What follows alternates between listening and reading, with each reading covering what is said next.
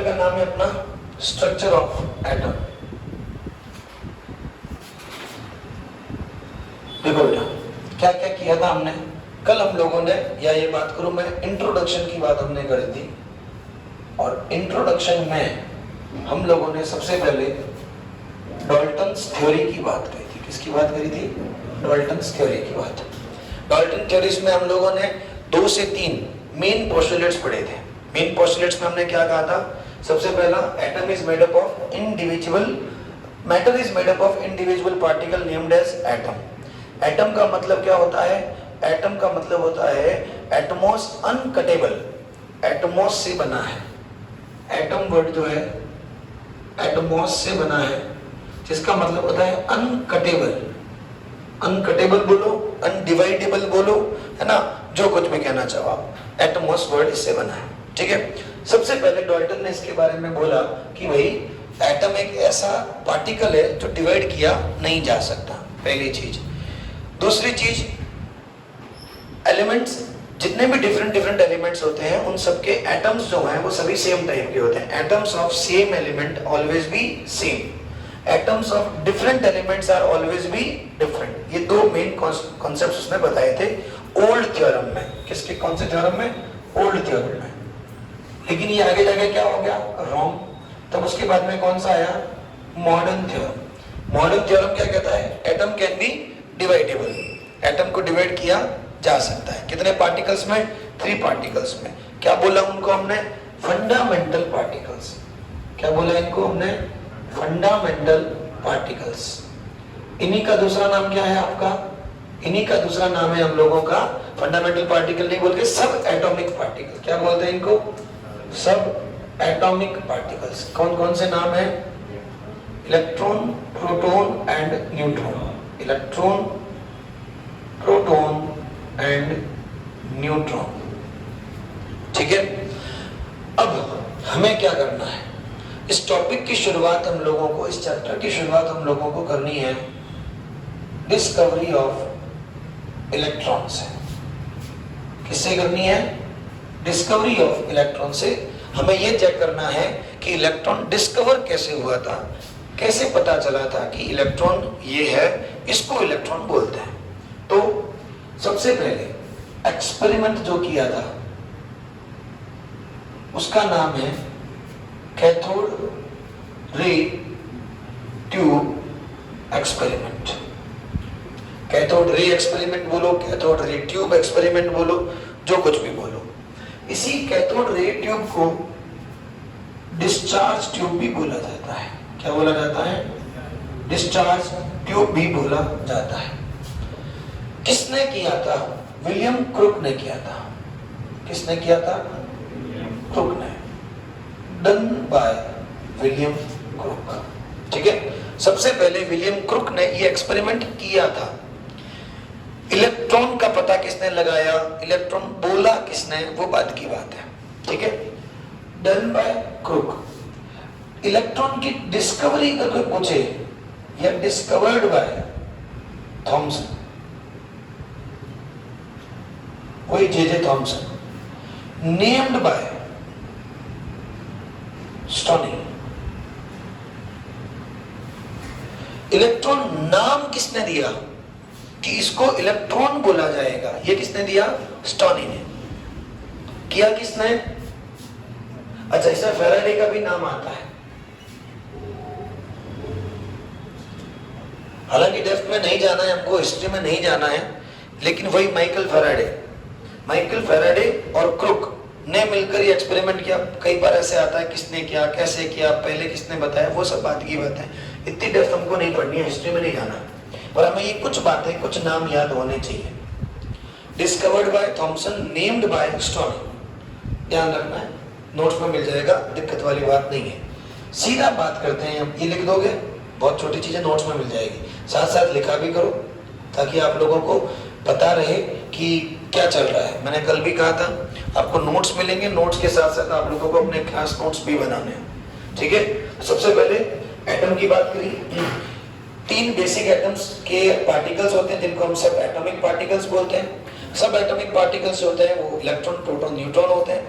Electron की discovery हम करते हैं किससे? कैथोड रे ट्यूब से, डिस्चार्ज ट्यूब से। किसने किया था इसको? William Crooke Faraday. एक और नाम आता है प्लकर, PLUCKER। देखो जरूरत नहीं है नाम याद रखने की, मेरा काम है सिर्फ बताना, आप इसे ज्यादा सीरियस लेके ना दिमाग लगाएं, ठीक है। ये 3 नाम आते हैं, हालांकि गोल्डस्टीन भी इसमें ही शामिल था, गोल्डस्टीन भी इनके साथ ही था, लेकिन ये सब नाम हमें नहीं, मतलब इतना दिमाग नहीं लगाना है, आराम से आपको जो याद होता है उतना करें, ठीक है। किस पे किया सर? एक्सपेरिमेंट क्या था? देखो कल भी मैंने बात करी थी और मैं हमेशा से कहता हूं, डिस्कवरी प्लान्ड नहीं होती है, डिस्कवरी अपने आप होती है, सडन होती है। तो वैसे इन तीनों ने, क्रुक, फैराडे और प्लकर ने एक्चुअली जो काम कर रहे थे वो काम चल रहा था on the conduction of air पे। किस पे काम चल रहा था? Conduction of air. ये देखना चाह रहे थे कि क्या एयर का कंडक्शन करवाया जा सकता है। वैसे आपको क्या याद रखना है? एयर और any gas is a poor conductor of electricity, poor conductor of electricity. Gases होती हैं या जो आपकी एयर होती है वो वैसे तो क्या होती है? पुअर कंडक्टर होती है, अच्छी कंडक्टर नहीं होती है। तो ये तीनों लोग मिलके क्या कर रहे थे? कंडक्टिविटी ऑफ एयर की चर्चा कर रहे थे कि देखते हैं कि क्या हम एयर को कंडक्शन में ला सकते हैं, कंडक्शन उसमें करवा सकते हैं कि नहीं करवा सकते। क्या किया उसके लिए? उसके लिए उन्होंने कैथोड रे ट्यूब एक्सपेरिमेंट किया। उसमें क्या होता है? एक कांच की, ग्लास की एक ट्यूब ली जाती है, ठीक है। उसको उसने एक पंप से कनेक्ट कर दिया, जिसकी हेल्प से आप इसमें वैक्यूम क्रिएट कर सकते हो, या एयर को कौन सी गैस जानी चाहिए, कौन सी एयर आनी चाहिए, उसके बारे में बात कर सकते हो। इसने इसमें क्या करा? एयर भरी। कई जगह कहीं किसी के एक्सपेरिमेंट में हाइड्रोजन गैस का बोलते हैं, हाइड्रोजन गैस भर सकते हो, क्योंकि हम गैसेस के कंडक्शन की बात कर रहे थे और air is a mixture of gases. तो वो जनरली ये देखना चाहता था कि क्या मैं एयर या मैं गैस का कंडक्शन करवा सकता हूं, या कंडक्शन हो सकता है या नहीं हो सकता, ठीक है। क्या किया इसमें? इसमें इसने साथ ही साथ 2 मेटल्स की रॉड लगाई और उनको कनेक्ट कर दिया गया हाई वोल्टेज से। किससे? High voltage. ये लगभग 2000 से 10,000 वोल्ट तक ये वोल्टेज जा सकता था, ठीक है। हाई वोल्टेज कुछ कितना भी हो सकता है, बट ये इतना ज्यादा था। यहां पर इसने सेल का, बैटरी का माइनस एंड, ये प्लस एंड। माइनस एंड का मतलब ये नेगेटिवली चार्ज हो गई, ये क्या हो गया? पॉजिटिवली चार्ज, ठीक है। एक तरह की मेटेलिक प्लेट्स है, ये है मेटेलिक प्लेट्स। आप सब लोग 9-10 में पढ़ते हो कि किसी सेल से, किसी बैटरी से, किसी मेटेलिक रॉड को, प्लेट को जोड़ा जाएगा, तो नेगेटिवली चार्ज प्लेट को क्या बोला जाता है? कैथोड। और पॉजिटिवली चार्ज प्लेट को क्या बोला जाएगा? एनोड। अब इसने क्या करा? इसने डिफरेंट प्रेशर पर वोल्टेज अप्लाई किया और कुछ ऑब्जर्वेशंस कैलकुलेट किए। 3 तरह के कैलकुलेशंस या ऑब्जर्वेशंस देखते हैं। एट 1 atm, मतलब जो गैस का प्रेशर था वो कंट्रोल किससे कर रहा है? इससे कर रहा है। पंप बोलो, वॉल्व बोलो, जो भी बोलो, ये एक तरह का वॉल्व था जो इसमें भरी हुई गैस के प्रेशर को क्या कर रहा था? कंट्रोल कर रहा था। करते हैं ना आप लोग भी अपने गैस का जो रेगुलेटर होता है गैस के अंदर, जो उसको आप बटन बोलते हो, जिसको आप घुमाते हो, कितनी गैस आएगी, कम ज्यादा होती है। इसी तरह से आपके गैस के सिलेंडर के ऊपर भी एक छोटा सा नॉब होता है, आप उससे गैस की आउटपुट या इनपुट को क्या कर सकते हो? कंट्रोल कर सकते हो। वही यहाँ पर एक वॉल्व है, मैं इसके अंदर गैस को भरूंगा, क्या प्रेशर रखना है मेरे पे डिपेंड करता है।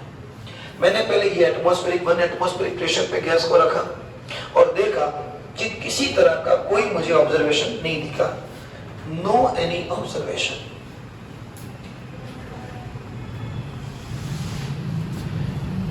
जब इस प्रेशर को हमने 0.01 atm किया, ठीक है ना, वेरी लाइट,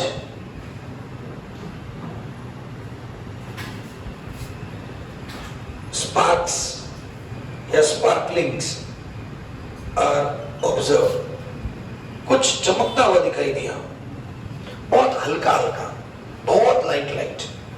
तो लगा कि देखो यहां से यहां आए हैं तो कुछ हुआ है, प्रेशर कम किया है, तो क्या हम इसको और कम कर दें?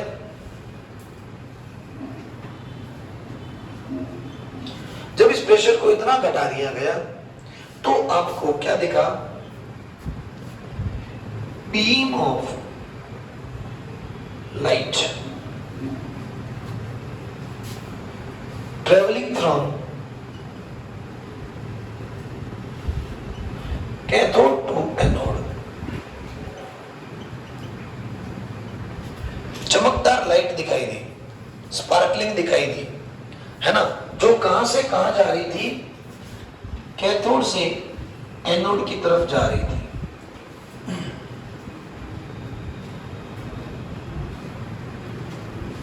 अब खोज तो वो कुछ और रहे थे, लेकिन उनको कुछ दिख गया और स्पार्कलिंग स्पार्कलिंग दिख गया।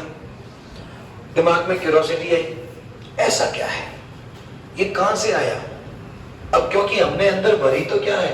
एयर, और दो ले रखे हैं चार्ज्ड प्लेट्स।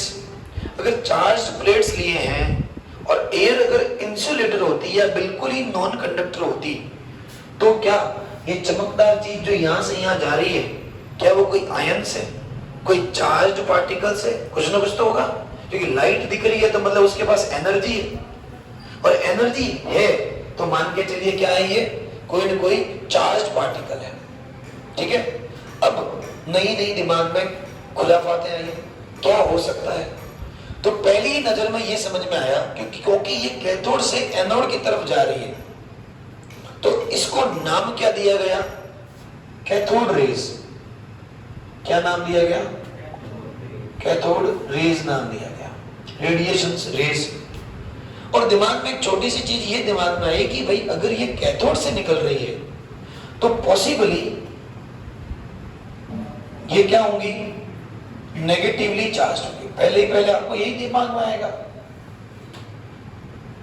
हो सकती है। तो इसका कंफर्मेशन कैसे करें? तो इसका कंफर्मेशन करने के लिए कुछ बहुत सारे क्या किए गए? एक्सपेरिमेंट। क्या किए गए? एक्सपेरिमेंट।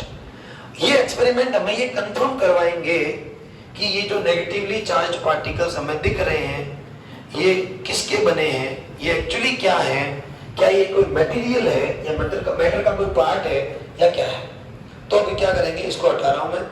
अब छोटे छोटे कुछ और एक्सपेरिमेंट किए, साथ ही साथ मैं क्या कर रहा हूं, मैं इधर साइड में प्रॉपर्टीज ऑफ कैथोड रेज लिख रहा हूं।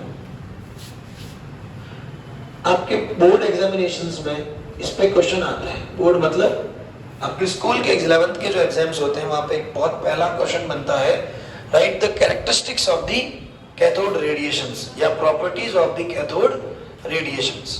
तो आपको कैथोड रेडिएशंस की प्रॉपर्टीज के बारे में पूछते हैं। सबसे पहली प्रॉपर्टी, कैथोड रेडिएशंस या they travel in yes straight line path. इनका जो पाथ होता है वो हमेशा कैसा होता है? स्ट्रेट लाइन होता है। ये अभी आपने देखा और बोल दिया। अब हमें कुछ और समझना है। भाई मैंने माना कि ये नेगेटिवली चार्ज है, लेकिन है या नहीं कैसे कंफर्म करेंगे? तो कंफर्म करने का एक तरीका है, अगर मैं यहां पर एक पॉजिटिव चार्ज का और एक नेगेटिव चार्ज की प्लेट लगा दूं, यूं बोला जाता है इलेक्ट्रिक फील्ड लगा दो। ठीक है, मान लीजिए ये ट्यूब है, ये गोल ट्यूब है, इस ट्यूब के अंदर वो लाइन दिख रही है, आप इसके ऊपर और इसके नीचे ये ऐसे दो क्या लगा देंगे? प्लेट लगा देंगे। इसको अलग से मैं जोड़ूंगा किसी पॉजिटिव चार्ज से और इसको अलग से मैं जोड़ूंगा किसी, यहां है वो अलग चीज है, यहां मैंने अलग से रख दिया। अब क्योंकि ये नेगेटिव चार्ज है तो यकीन मानिए कि ये किधर मुड़ेगी? पॉजिटिव चार्ज की तरफ मुड़ेगी। तो देखिए, अगर ये नेगेटिव चार्ज रेडिएशंस हैं या हमने इनको माना है, तो ये प्लस चार्ज की तरफ या पॉजिटिव प्लेट की तरफ आपको क्या दिखाई देगी? डेविएट होती हुई दिखाई देगी। तो जब अगर कोई रेडिएशंस पॉजिटिव चार्ज की तरफ जा रही है, इसका मतलब क्या माना जाएगा? इन पे खुद पे कौन सा चार्ज है? Negative charge. तो हम सेकेंड पॉइंट लिखेंगे, या cathode rays consist of negatively charged particle.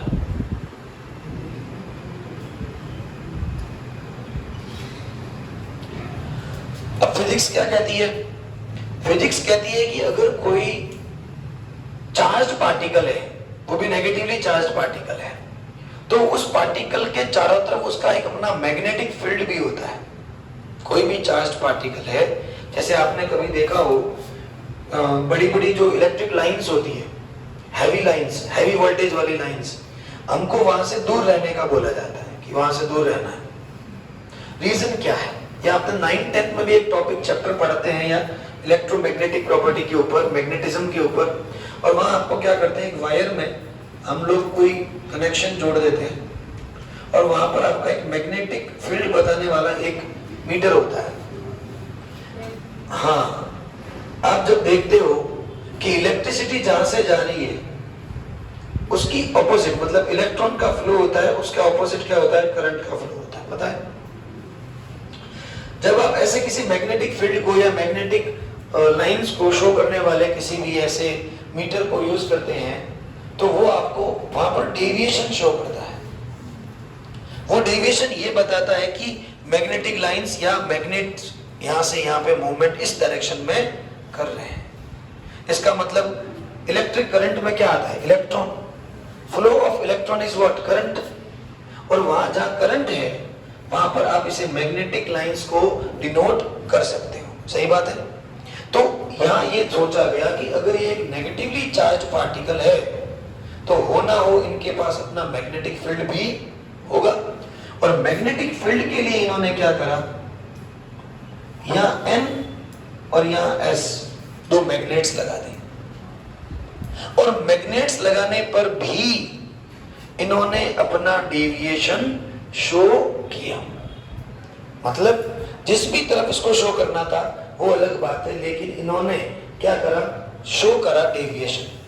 N की तरफ करते हैं वैसे तो नेगेटिवली चार्ज पार्टिकल्स, पर फिर भी आपको यह ध्यान में रखना है कि on applying magnetic field it shows deviation.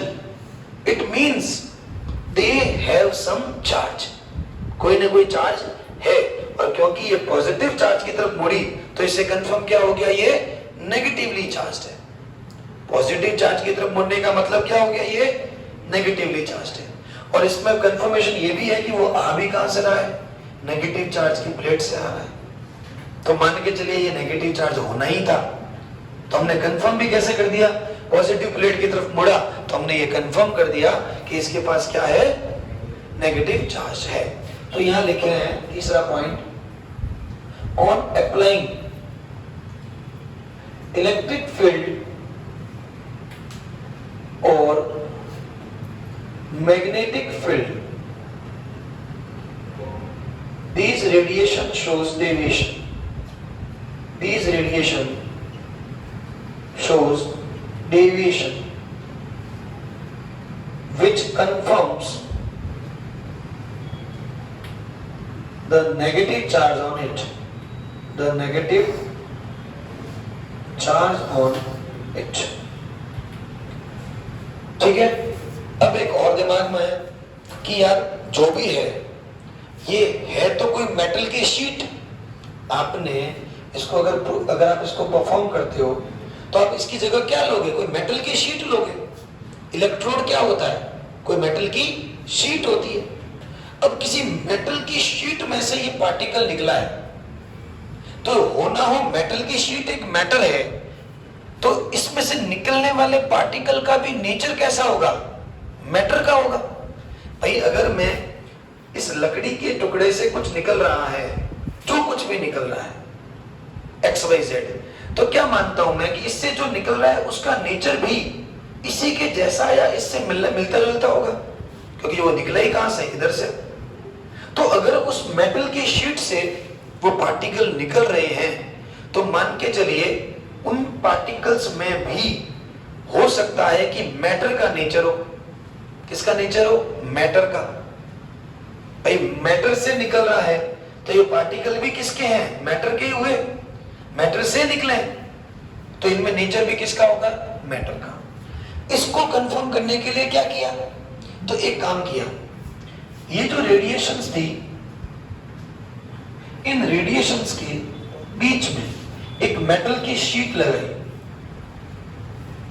क्या लगाई? मेटल की शीट। और जब ये पार्टिकल्स यहां से स्ट्राइक हो रहे थे तो इसके टेम्परेचर को नोट किया, उस मेटल की शीट के टेम्परेचर को क्या किया? नोट। और हमने देखा कि इस शीट का टेम्परेचर धीरे धीरे क्या हो रहा है? इंक्रीज हो रहा है।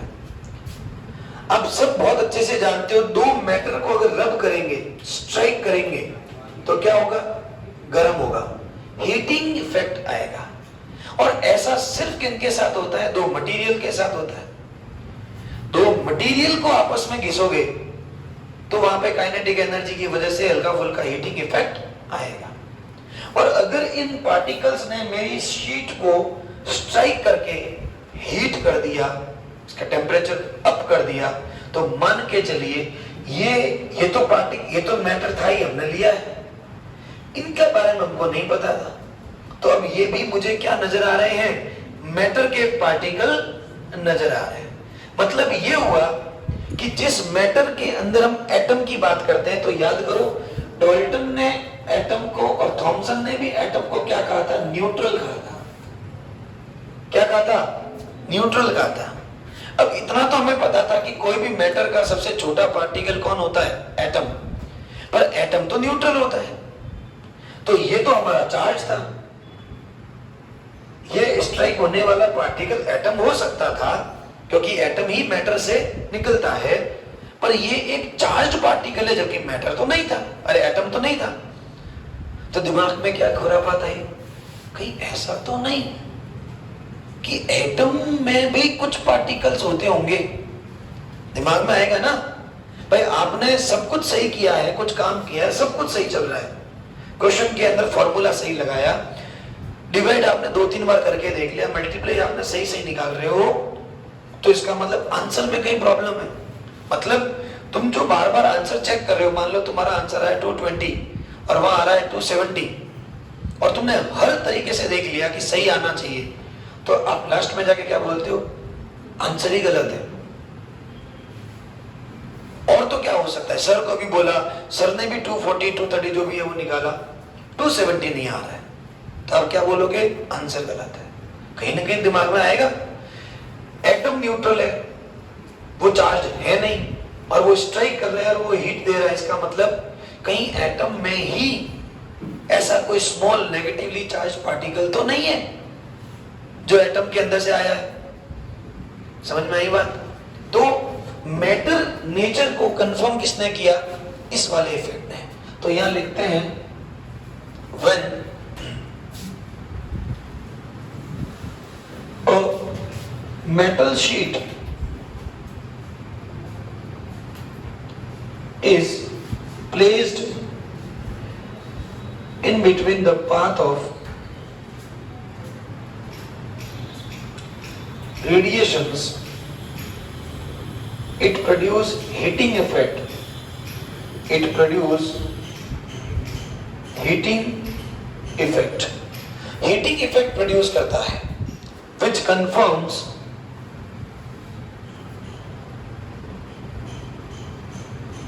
that cathode radiations are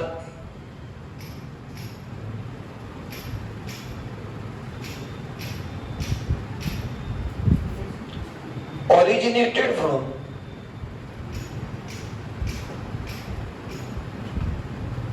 matter. ये जरूर कहीं ना कहीं मैटर से निकली हुई है, और इनके पार्टिकल्स भी किसके होंगे? मैटर के होंगे। एक और एक्सपेरिमेंट किया,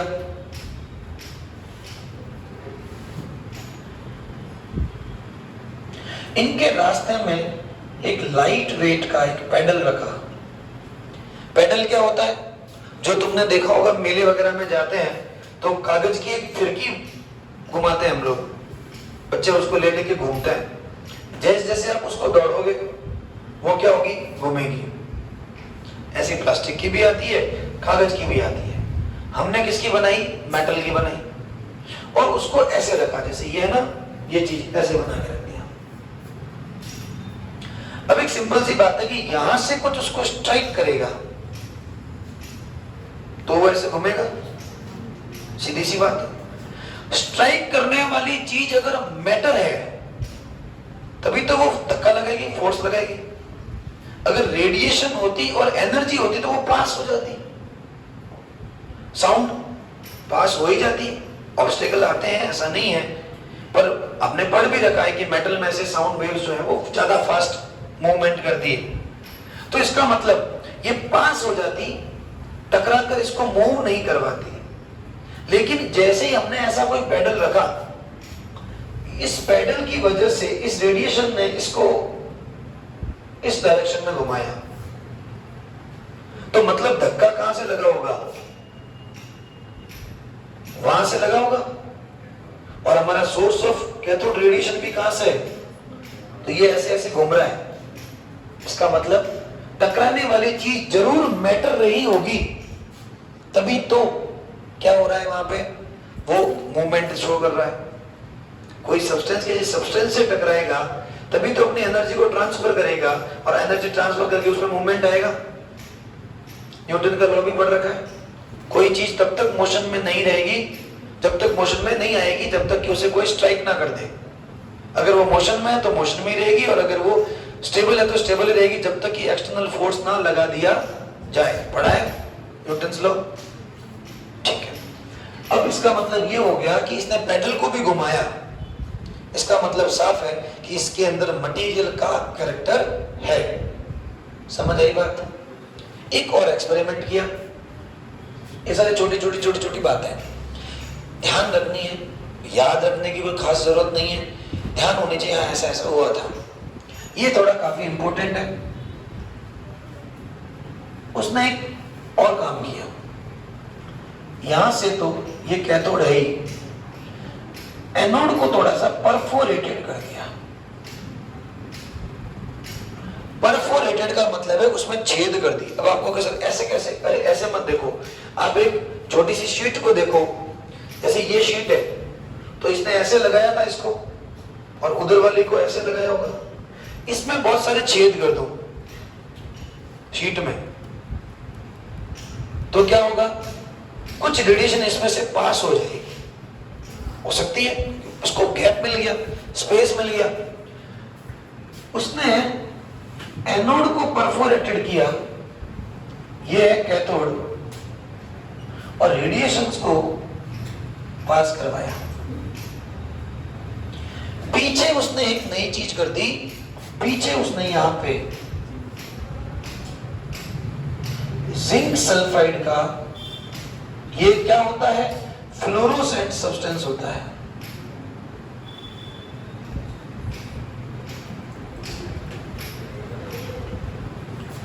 ये क्या होता है सर? फ्लोरोसेंट सब्सटेंस ऐसे सब्सटेंस होते हैं जिनके ऊपर यदि कोई चार्ज पार्टिकल स्ट्राइक करे, या कोई एनर्जी का पार्टिकल या एनर्जी स्ट्राइक करे, तो वो ग्लो करती है। क्या करती है? Glow.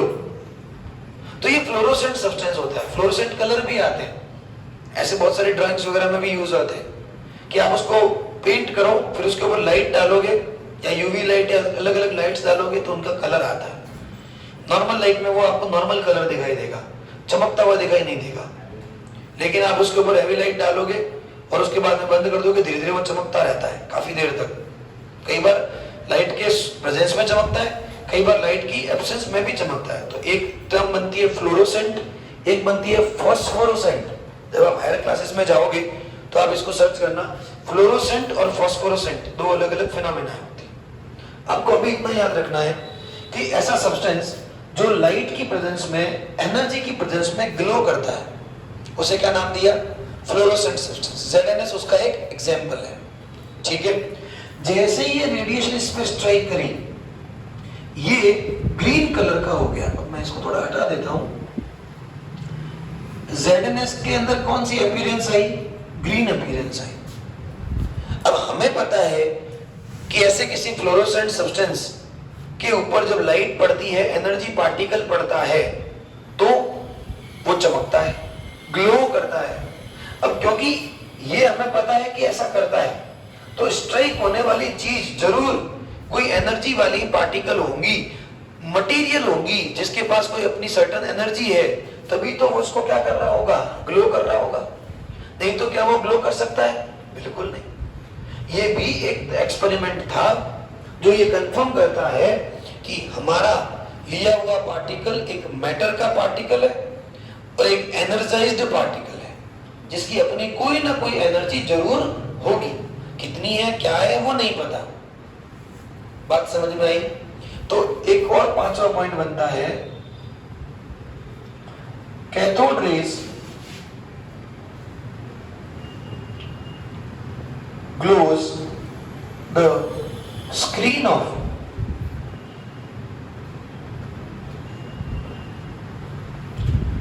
ZnS in green color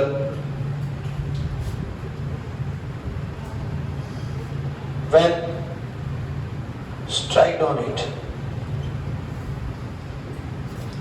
जब इस पे ऊपर ZnS की लेयर के ऊपर जब हमने स्ट्राइक करवाया तो ये कैसा कलर दिखाई देता है आपको? ग्रीन कलर दिखाई देता है। बोलो, बात समझ में आई? अच्छा, कोई पूछे सर ये प्रॉपर्टीज दिखाने वाला, ये प्रॉपर्टीज सारी बताने वाला कौन था? J Thomson. याद रखना, जे थॉमसन ने ये सारी प्रॉपर्टीज होती हैं ये बताया। काम किसने किया था? क्रुक, फेराडे और प्लकर। अपनी मर्जी से, उनको पता ही नहीं था कि हम क्या कर रहे हैं। उसने अपना काम किया। इलेक्ट्रॉन वगैरह के बारे में डिस्कवरी फिर आगे जाके हुई है कि ये इलेक्ट्रॉन है, इसके बारे में बताएगा कौन, वो अलग बात है। तो देखिए हमने क्या क्या पढ़ा। हमने cathode rays travel in straight line पढ़ लिया, ये सारे कर दिए, ठीक है। उसके बाद में हमने पढ़ा कैथोड रेज जो होता है वो पार्टिकल का बना होता है, इसकी एक डिफाइनाइट एनर्जी होती है, क्योंकि ये मूवमेंट कर रहा है, इसकी एनर्जी है। और मूवेबल पार्टिकल की एनर्जी क्या होगी? Kinetic energy. अब देखो, मैं चाहूं तो इसके अंदर 10 और पॉइंट्स को ऐड कर सकता हूं, कोई दिक्कत वाली बात नहीं है, क्योंकि इतनी सारी चीजें हैं, जितनी बताओ उतनी कम है। क्या लिख सकते हैं इसमें? और एक चीज कि cathode rays particles have a certain amount of kinetic energy. मैंने अभी बोला एनर्जी है तभी तो ये इसको ब्लिंक कर रहा है, और ये कहीं ना कहीं क्योंकि मूवेबल है तो ये काइनेटिक एनर्जी रखता है। उसके बाद में cathode rays are made up of negatively charged particle. Sir ये कैसे पता चला? हमने वो पॉजिटिव और नेगेटिव प्लेट्स लगाई, उनसे हमें पता चला कि इनके पास क्या है, कोई नेगेटिवली चार्ज पार्टिकल्स है। उसके बाद में अब देखो एक और चीज, हालांकि ये बाद की बात है, इसके मास वगैरह की बात करेंगे, वो हम तब देखेंगे कि इसका अपना कोई मास होता है, ये अपना कोई ना कोई वेट रखता है। अरे भाई कोई ना कोई भार था तभी तो इसने उस पेडल को खिसकाया। अगर इसका कोई भार नहीं होता, इसका कोई मास नहीं होता, तो क्या ये इसको मूव करवा सकता था? नहीं करवा सकता था। अच्छा, भार किसका होता है? मैटर का। याद करो मैटर की डेफिनेशन, सब्सटेंस या anything which can be we have that has mass and has occupy space. Volume होता है और मास होता है, ये दोनों चीजें होती है। वो कौन है? मैटर। तो इसका मतलब इन्होंने धक्का दिया है, तो मतलब ये मैटर का कोई ना कोई पार्ट है, मैटर का कोई ना कोई सब्सटेंस है। समझ में आई बात? ठीक है। उसके बाद में ये हो गया। उसके बाद में ये आयोनाइजेशन ऑफ गैसेस करती हैं, ठीक है। अब देखो गैस को आयोनाइज किया, कैथोड रेडिएशन एक चार्ज पार्टिकल है, तो इसका मतलब ये अंदर भरी हुई गैस का क्या कर रही है? आयोनाइजेशन। एक बात और याद रखना, वोल्टेज हाई है तो प्रेशर कैसा है? Low pressure. कोई पूछे कि ऐसा क्यों किया? क्योंकि लो प्रेशर और हाई वोल्टेज पे हम किसी गैस को क्या बना सकते हैं? कंडक्टर बना सकते हैं। Normally gases are not good conductor of electricity, but at high voltage and low pressure gases can be act as good conductor, या गुड नहीं तो कंडक्टर की तरह वो बिहेव जरूर करती है, ठीक है। चलिए ये सब हमने पढ़ लिया। अब इसके बाद में ये सारा कैथोड रेज का एक्सपेरिमेंट वगैरह हुआ, हमें कंफर्म हुआ कि कैथोड रेज के अंदर जो पार्टिकल्स हैं वो पार्टिकल्स एक्चुअली क्या है, इलेक्ट्रॉन्स हैं। इन नाम किसने दिया इलेक्ट्रॉन्स? स्टोनी ने। नाम किसने दिया? स्टोनी ने उनको इलेक्ट्रॉन नाम दिया। इलेक्ट्रॉन वर्ड किसने दिया? स्टोनी ने। डिस्कवरी थॉमसन ने। Experiment done by Crookes, Faraday and Plucker. बोलो यहां तक कोई दिक्कत? ठीक है। तो अच्छा, नेगेटिव चार्ज पार्टिकल्स था, ये जो अपना इलेक्ट्रॉन है इसको पहले नेगेट्रॉन भी बोला गया था। क्या बोला गया था? नेगेट्रॉन। ये भी ध्यान रखना, क्या बोला गया था? नेगेट्रॉन। तो ध्यान रखना, जो इस पूरे एक्सपेरिमेंट के बेसिस पे थॉमसन ने ये सारा कुछ समझाया, और नेगेट्रॉन नाम देने वाला भी कौन था? थॉमसन ही था। ये भी ध्यान रखना, बाय थॉमसन। हालांकि मैं बार बार बोल रहा हूं, इसका कोई खास कोई एग्जाम्पल आ जाए, देखो आने को कुछ भी आ जाएगा कि जब कुछ नहीं बचेगा कुछ क्वेश्चन देने को तो वो ऐसे सवाल निकालेंगे, बट ये मान के चलिए इनसे कोई खास सवाल नहीं बनता। पता जरूर होना चाहिए, हमें ये नॉलेज में होना चाहिए। क्या बोलते हैं इनको? नेगेट्रॉन। फिर कहता है इलेक्ट्रॉन किसने बोला? स्टोनी ने। STONNEY। इलेक्ट्रॉन नाम किसने दिया? Named by stony. Stony, STONNEY, stony ने बोला। यहीं पे साथ ही साथ एक और बात बोली थी थॉमसन ने, नीचे एक लाइन लिख सकते हो। थॉमसन कंक्लूड दैट, ये मैं हटा रहा हूं। Thomson conclude that the mass of an electron, mass of an electron is 1/1837 times of hydrogen atom. तो कभी कभी अगर ऐसा कुछ आ जाए असोसिएशन रीजन में, या कभी ऐसी कोई लाइन आ जाए कि mass of electron is equal to 1837 times of hydrogen atoms, तो इस चीज के बारे में आप मेंटली प्रिपेयर रहें। ठीक है। वैसे हालांकि अभी हम लोग एक्सपेरिमेंट करने वाले हैं बहुत सारे, पर वैसे कोई पूछ ले आपको कि मास ऑफ इलेक्ट्रॉन कितना होता है, क्या बोलोगे? 9.1 10⁻³ kg। याद रखना है। कोई पूछे आपको चार्ज ऑन इलेक्ट्रॉन, क्या बोलोगे? 1.6 × 10⁻⁻19 कूलम। ये याद रख लेना बेटा। इन पे न्यूमेरिकल्स आएंगे, इन पे आपको न्यूमेरिकल्स सॉल्व करने पड़ेंगे, इंपॉर्टेंट है। ठीक है, चलिए। तो कुल मिलाकर हमने कैथोड रेज की डिस्कवरी करी, शुरू किया इसको, क्या क्या इसकी प्रॉपर्टीज होती है, बाकी सब मैं आपको नोट्स में दे ही दूंगा जो कुछ भी होता है।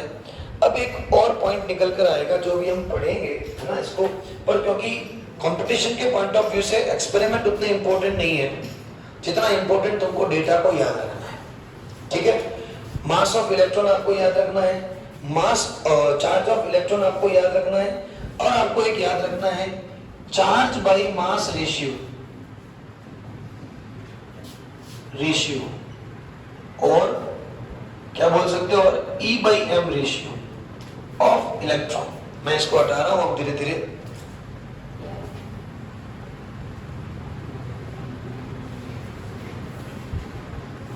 वन 1.67 into 10⁸ कूलॉम पर ग्राम। 10⁸ कूलॉम पर ग्राम। कर लोगे? कोई दिक्कत? ये याद, ये भी हम करेंगे, एक्सपेरिमेंट करेंगे, कहां से आया, कैसे आया, किस तरह से आया। ठीक है। चार्ज ऑन इलेक्ट्रॉन को कूलॉम में ना बोले, और आपको ESU नाम याद है, कभी सुना है? ESU एक तरह की करंट की यूनिट होती है जिसे हम बोलते हैं इलेक्ट्रोस्टैटिक यूनिट। क्या बोलते हैं? Electrostatic unit. तो अगर कोई पूछ ले चार्ज ऑफ इलेक्ट्रॉन फॉलोइंग, तो देखो याद रखना 4.8 into 10 to the power -10 ESU। ESU में पूछ ले तो क्या करना है आपको? 4.8 into 10 to the power -10 ESU। अब ये क्या रिलेशन होता है, क्या नहीं होता, ये अब तुम कभी तसल्ली में हम आपको बता देंगे, पर अभी एक बार के लिए आपको ये ध्यान में रखना है कि ESU में जो यूनिट होती है उसमें आपका इलेक्ट्रॉन का जो चार्ज है वो कितना होता है? 4.8 into 10 to the power -10 ESU। Electrostatic unit इसको बोलते हैं इलेक्ट्रोस्टैटिक यूनिट। बोलो यहां तक क्लियर है? चलिए, तो एक तरह से हमने क्या क्या किया, हमने मास के बारे में, E/m रेशियो के बारे में, इन सब के बारे में पढ़ा, ठीक है। अब हमारा जो नेक्स्ट टॉपिक होगा वो होगा आपका determination of charge to mass ratio. Determination of charge to mass ratio, लगाइए heading, determination of charge to mass ratio. ये किसने किया था? थॉमसन ने किया था। देखो, जब किसी चीज को करने में किसी साइंटिस्ट का ज्यादा रोल होता है तो हम उसको ही नाम देते हैं। यही वजह रही कि हमने थॉमसन को इलेक्ट्रॉन की डिस्कवरी के बारे में बताया। ध्यान से देखें, हेडिंग है हमारी determination of E/m ratio of electron. किसने किया?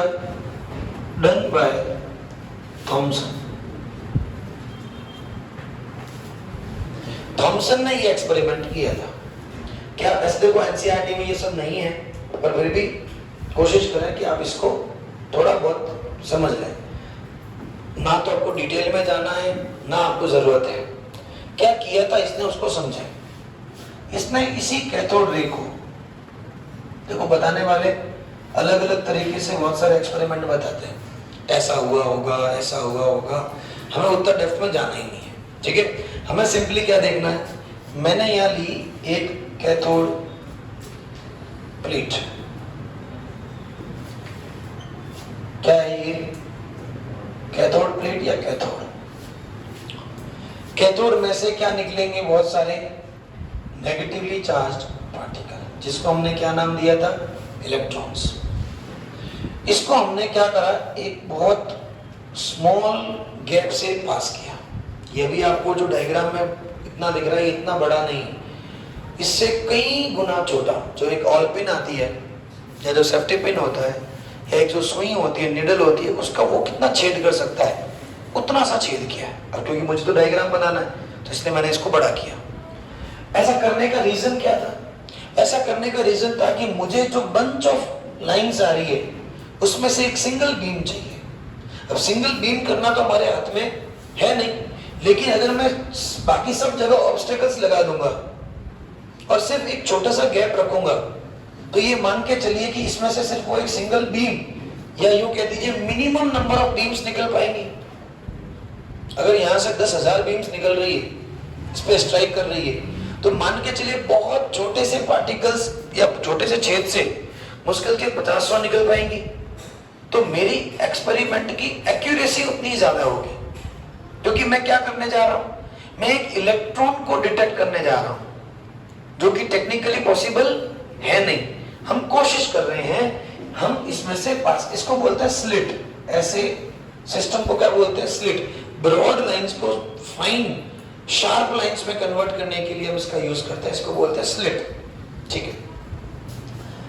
जब तक हमने कुछ भी अप्लाई नहीं कर रखा था तो ये सीधे स्ट्राइक कर रही थी, एकदम फर्स्ट क्लास, ठीक है। अब हमने क्या करा? इस पे दो काम किए। एक बार तो लगाया इस पे इलेक्ट्रिक फील्ड। अब इलेक्ट्रिक फील्ड लगाएंगे तो यकीन मान के चलिए ये पॉजिटिव चार्ज की तरफ जाएंगी सही है। पॉजिटिव चार्ज प्लेट की तरफ ये मूवमेंट करेगी और पॉजिटिव चार्ज के प्लेट की तरफ मूवमेंट करेगी। देखो ये जो है ना, ये एक तरह की होती है फोटोग्राफिक प्लेट, स्क्रीन बोल दीजिए। ये आप ZNS भी ले सकते हो। यहाँ पे क्या ले सकते थे आप? ZNS भी ले सकते थे। फोटोग्राफिक प्लेट क्या करेगी? ब्लैक और व्हाइट डॉट्स बताएगी। ZNS क्या करेगा? ग्रीन ल्यूमिनेसेंस देगा, ग्रीन कलर आपको प्रोड्यूस करेगा। अगर मैं फोटोग्राफिक प्लेट लेता हूं, स्क्रीन लेता हूं, तो मुझे यहां पर देखो, फोटोग्राफिक प्लेट की खासियत होती है कि जब भी उसके ऊपर कोई एनर्जाइज्ड या चार्ज्ड पार्टिकल स्ट्राइक करता है तो उस पर हम लोग ब्लैक एंड व्हाइट डॉट्स आते हैं। क्या आते हैं? डॉट्स। वो डॉट्स हमें ये कंफर्म करते हैं कि पहले तो ये लाइन स्ट्रेट जा रही थी, लेकिन अब इस फील्ड की वजह से ये क्या जा रही है? किसी और डायरेक्शन में डेविएट हो रही है। समझ में आ रही है बात? ठीक है। जैसे ये किया, इसके जस्ट पैरेलल, पैरेलल का मतलब देखिए, इसके अगर ऊपर और नीचे क्या लगाते हैं? इलेक्ट्रिक फील्ड, तो इसके दाएं और बाएं क्या लगा देंगे? Magnetic field. मतलब याद रखना, यहां पर एक स्टेटमेंट ध्यान रखना, electric field and magnetic field are parallel to each other.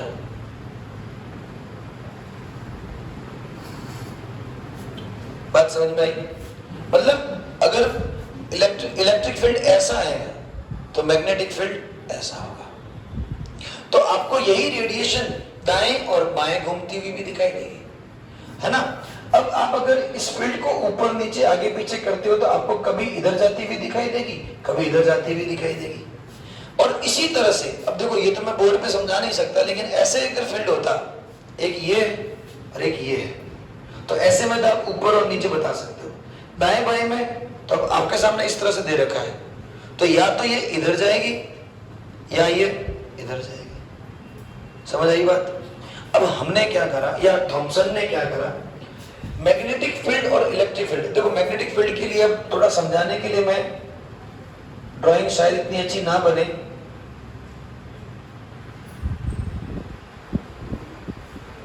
पर आप इसको ऐसे समझ सकते हो। सही है कि ये इधर और इधर तो है NS, और ऊपर और नीचे कौन है? Plus minus.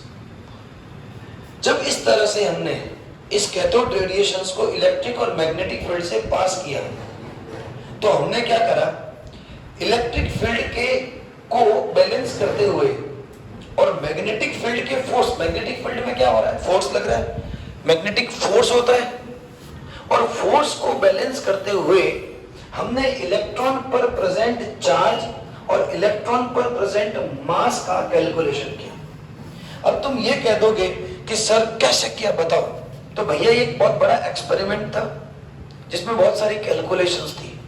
अब वो करके तो हम दिखा नहीं सकते, पर आप यूं समझ लीजिए कि अगर आप चार्ज को, ऑपोजिट चार्ज को ऊपर की तरफ लगा रहे हो, तो मैं कितना चार्ज लगाऊं दूसरी तरफ कि वो इस तरफ से अट्रैक्ट ना हो। सोच के देखो, मेरे किसी इलेक्ट्रॉन पर -60 है, कोई भी XYZ, या 2.7 × 10⁻⁵ कूलम्ब है, कुछ भी है, अब ये इधर मूव कर रहा है।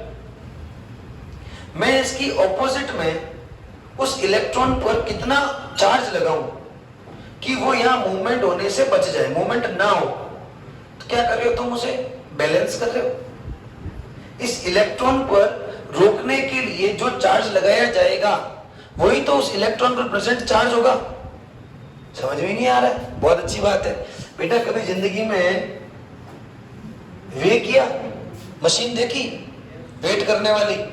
यहां पर कोई सब्जियां पड़ी है, उसका भार हमें नहीं पता, यहां मैं जितने पत्थर या जितने वेट डालता रहूंगा, और जिस समय अभी ये भारी था तो ये आपको ऐसे दिखाई दिया होगा,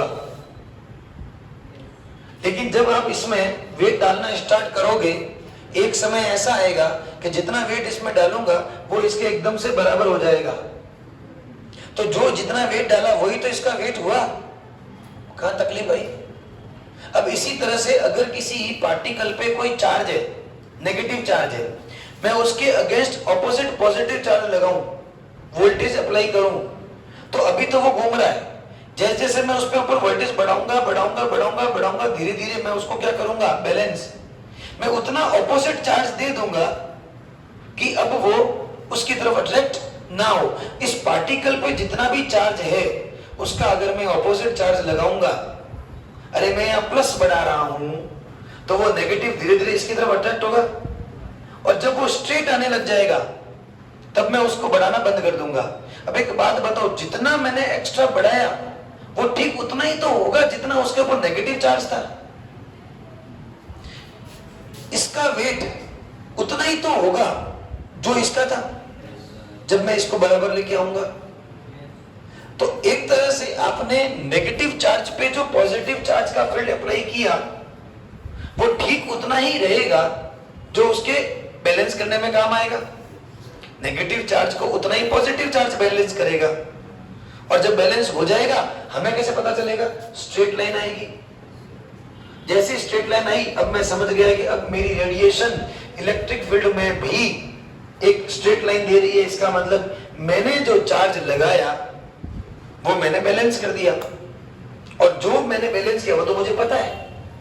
अब मुझे इसका वेट तो नहीं पता था, लेकिन मैंने इसमें जैसे बात डालते रहा, वेट डालते रहा, एक टाइम पे मुझे मान लो ये 10.5 kg नजर आ रहा है वेट करने से, तो मेरा इसका वेट कितना माना जाएगा, 10.5 kg माना जाएगा कि नहीं जाएगा।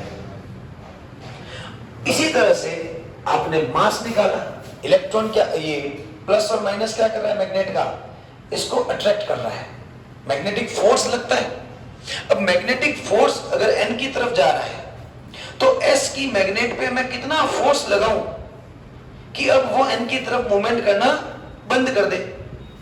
तो जो मैं एस एंड पे फोर्स लगाऊंगा, क्या वो फोर्स एक टाइम पे आने के बाद में इक्वल हो जाएगा कि इलेक्ट्रॉन को कहां भेजे, स्ट्रेट लाइन में भेजे। और जब वो इलेक्ट्रॉन को स्ट्रेट लाइन में भेजेगा तब मैं समझ जाऊंगा कि मैंने जो इसके अगेंस्ट फोर्स लगाया वही उसका वेट है। किसी चीज का वेट क्या होता है, उस पर लगने वाला ग्रेविटेशनल फोर्स। अब मैं इसको ग्रेविटेशनल फोर्स के अगेंस्ट कोई फोर्स लगा दूं तो क्या ये बैलेंस नहीं हो जाएगा। जितना नीचे की तरफ ग्रेविटेशनल फोर्स लग रहा है, आप उतना उतना फोर्स इसके ऊपर और लगा दो ऑपोजिट, तो ये क्या हो जाएगा, यही तो होता है। तुमने कभी किसी इलेक्ट्रिक मोटर के अंदर अगर कभी देखा हो, आप इवन ये कर भी सकते हो, दो मैग्नेट लेना और दो मैग्नेट के बीच में एक गोल गोल कोई भी चीज रखना। अगर आप उनके ऑपोजिट एंड को रखते हो तो वो दोनों एक दूसरे से क्या हो जाएंगी, बैलेंस, और बीच वाली चीज एकदम से स्टेबल हो जाएगी बिना किसी सहारे के। कर सकते हो आप। दो ऑपोजिट मैग्नेट्स के बीच में किसी चीज को रख के उसे क्या बनाया जा सकता है, स्टेबल। समझ में आई बात, बिल्कुल कर सकते हो ये आप घर पे भी। हाँ, उसके लिए आपको अच्छी खासी मैग्नेट्स और थोड़ा बढ़िया टाइप का अंदर कोई मेटल चाहिएगा जो शेप में सेम हो चारों तरफ से। तुमने आधे अधूरे शेप का ले लिया तो फिर वहां पे मैग्नेटिक फील्ड डिस्ट्रीब्यूट हो जाएगा और वो चेंज हो सकता है। और हम करते हैं ऐसा, कई बार हमने किया है, अगर मैग्नेट से खेलने का कभी काम पड़ा है तो। हाँ, तांबा वगैरह जो भी ये होता है, मोटर्स में यही तो होता है। आपने पढ़ा होगा इलेक्ट्रिक मोटर में आर्मेचर नाम की चीज होती है जो घूमती है। कौन घुमाता है उसको, मैग्नेटिस। पॉजिटिव नेगेटिव एक दूसरे को ऐसे घुमाता है और वो स्टेबल हो जाती है। तो जितना वेट इलेक्ट्रॉन का रहा होगा उसके ऑपोजिट लगाया जाने वाला वेट मुझे क्या दे रहा है, उसका मास। अब एग्जैक्ट तो मैं निकाल नहीं सकता, तो हमने क्या निकाला, हमने निकाला E/m रेशियो। क्या निकाला, E/m रेशियो, जो कि हमारा 1.76 10⁸ ग्राम आया था। अब E/m रेशियो और चार्ज ऑफ इलेक्ट्रॉन की हेल्प से क्या निकाला जाता है, मास निकाला जाता है। इधर देखो, E/m इज इक्वल टू क्या भाई, 1.7 इंटू 10⁸ ग्राम। चार्ज मुझे पता है क्या होगा, 1.6 10⁻⁻⁹ कूलम। अपॉन में m इज इक्वल टू में 1.7 10 to the power 8 गया। क्या मैं m निकालने के लिए इसको नीचे ला सकता हूं?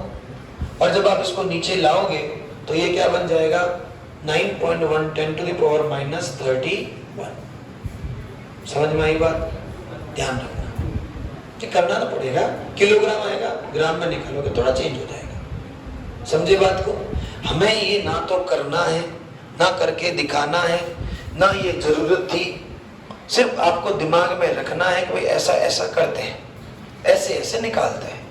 आपको कोई नहीं पूछेगा, कोई नहीं करने का बोलेगा, ना हम करके बता सकते हैं। तो समझ में नहीं आया, अब कोई कहे कि डाइजेशन ऑफ फूड समझ में नहीं आया, तो पेट में घुस के देखा थोड़ी जाता है कि आगे जाके क्या हुआ होगा। पहले दांतों से चबा होगा, फिर कौन सी वाली सलाइवा अंदर गई होगी, फिर वो सलाइवा के बाद ओइसोफेगस में कैसे पहुंचा होगा। क्या करते हो?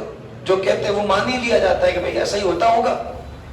नहीं तो अंदर जाके देखो, मशीन भेज दी तब भी तुम तो यकीन नहीं करोगे सर, क्या पता मशीन झूठ होगी। तो अंदर मान लो रोबोटिक छोटी मशीन भेज दी बॉडी में और वो इस तरह से डाइजेशन को दिखा भी रही है, तो भी हम कैसे माने?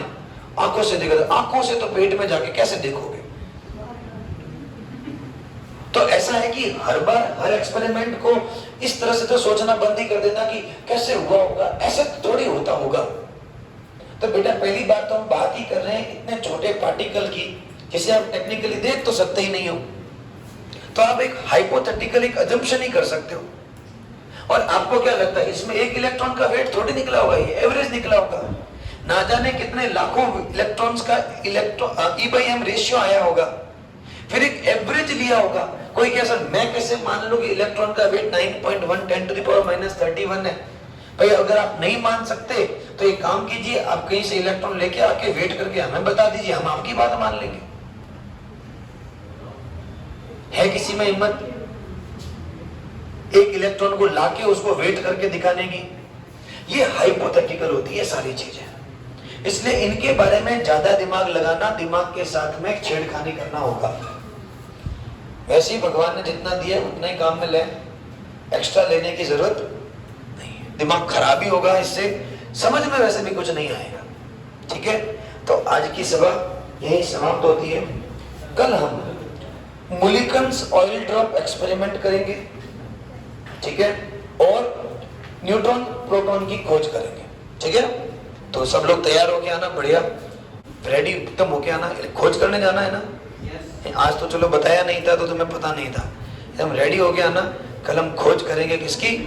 इलेक्ट्रॉन और प्रोटॉन और न्यूट्रॉन की।